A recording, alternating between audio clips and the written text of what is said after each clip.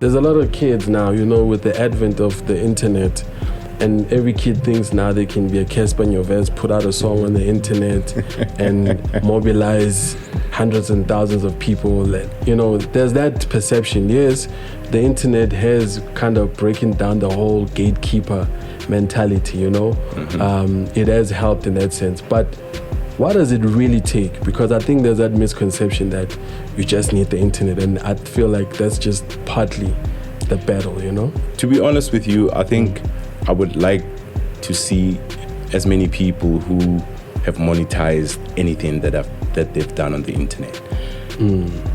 It's not that so easy. You haven't seen, are you saying you haven't come across people that managed to monetize or managed to make real money out of the internet?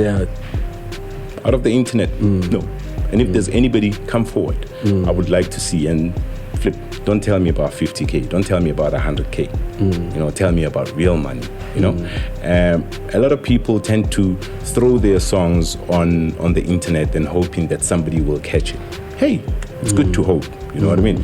What are you doing behind it? Because once you throw it there, then you sit back and relax. I knock on doors, man. So I wake up and I say, I saw this TV program, I want my song there. I want to find out. I find out who that the is. Producer, so now the internet allows me access to those people. That's what I utilize it for. So that then I know where I'm going, and then I'll go there in person. You see, we have lost that personal touch. That's why our music is also not there. It's not tangible. It's missing. It's messing. It's missing a whole lot of different things. So we've lost that personal touch. People who are still selling, you will find someone who's completely unknown, but they're selling 20,000 copies because they go to taxi ranks, put up speakers there, put boxes there, start performing their own songs. Somebody who likes that thing, there it is for you to buy it. Now, you have put your song on the internet. Where do I buy it? Because I have access to it for free. I fought with Jabba about that. And I said, Jabba used to do the DDDs. Every Thursday, he drops a new song. And we fought. We argued about a whole lot. I was like, nah, Jabba, no flipping ways. Can't be giving your music away for free. The only other way that you will put it up there for people to download is if it's a minute 30 seconds. And that's where we found. Yes.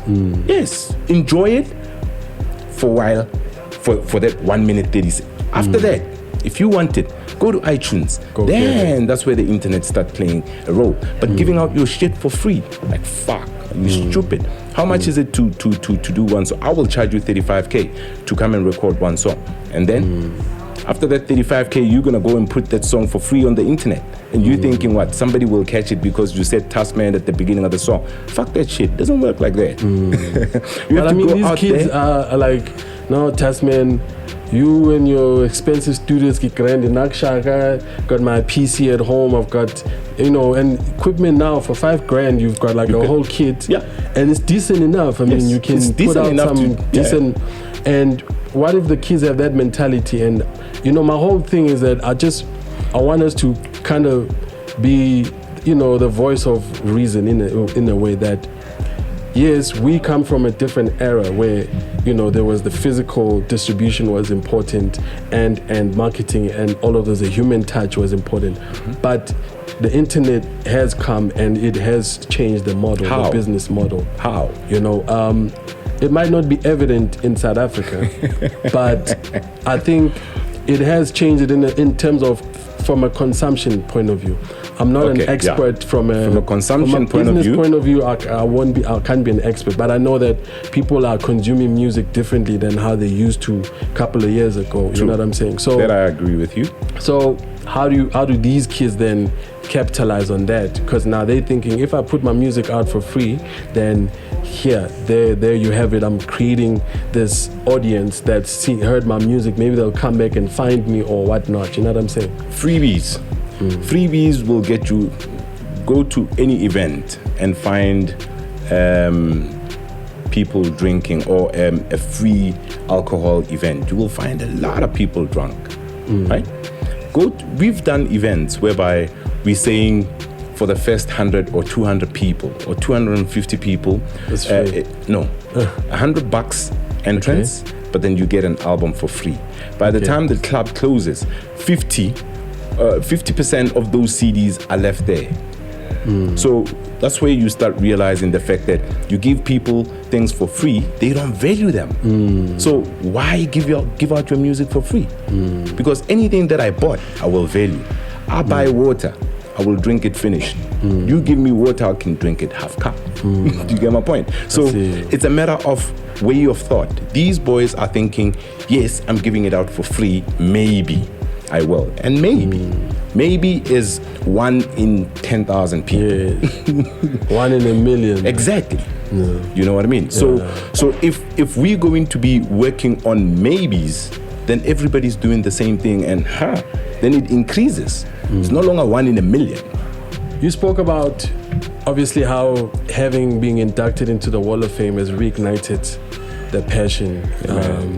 So what are you up to? Is there something you can maybe talk about, or is it something I'm still on the drawing board. Still on the drawing board, yeah. Okay. For me, as anything and everything that I do, I have to see the long distance goal of it. Okay, the long term. Yeah, the long term goal of it before I could even start anything around it, you know? Because once I start, I don't want to have glitches in between. If I do not see it that far, then it's not worth starting. Do it. Yeah.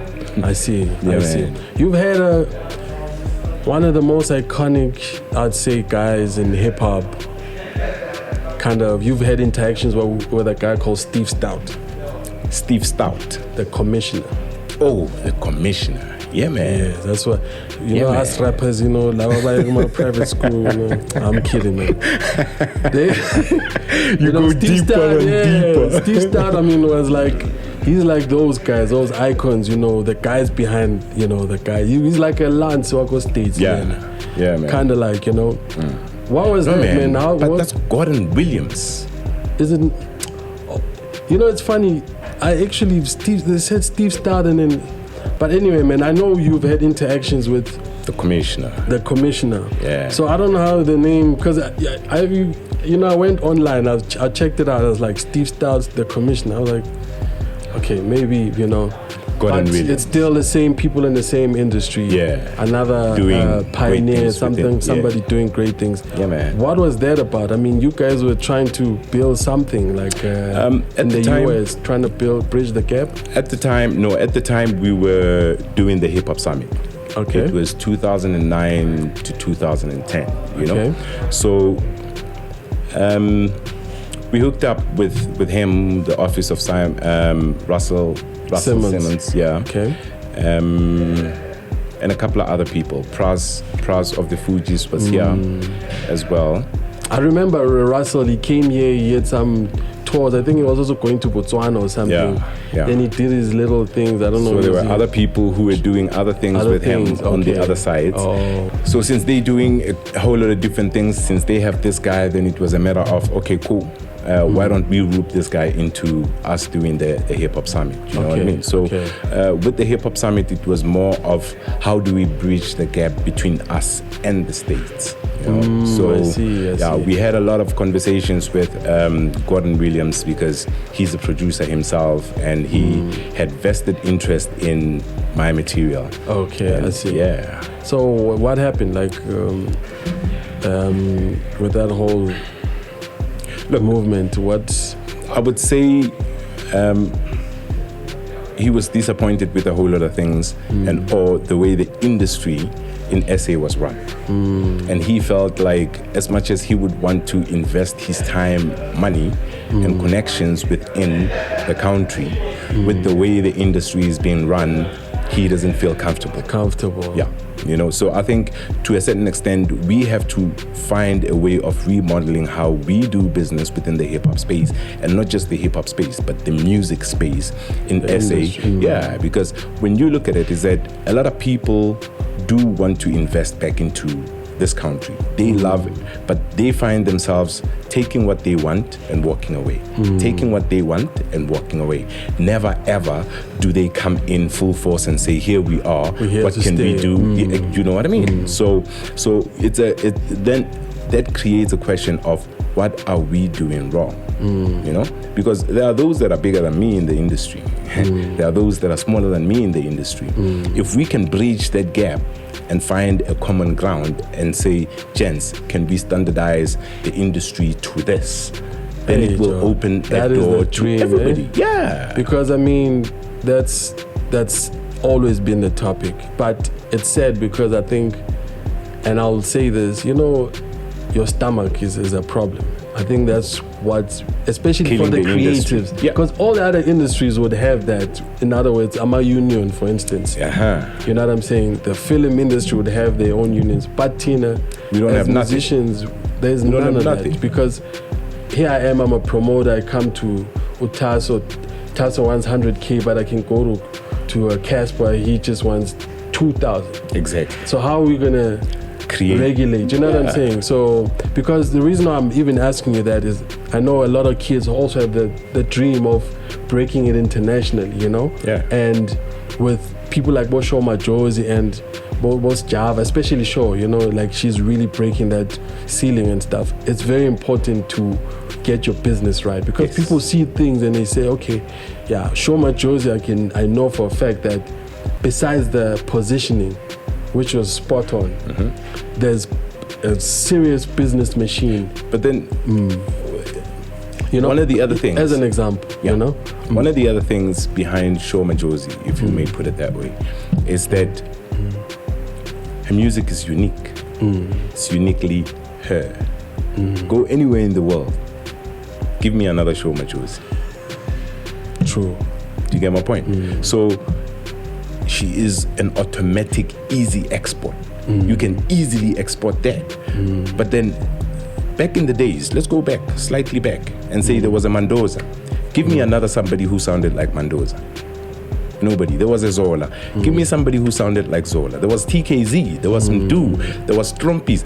Give me anyone that sounds like anyone. Listen to radio today and listen to trap music. Everybody sounds like everybody. They all sound the same.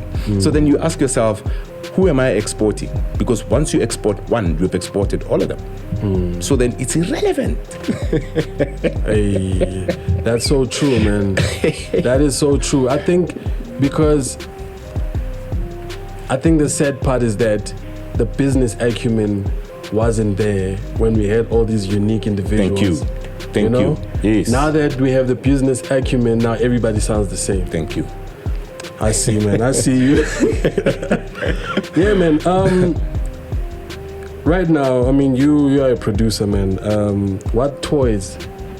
Let's talk about the toys at the Impact Sound headquarters. What toys are you playing around with right now? Okay.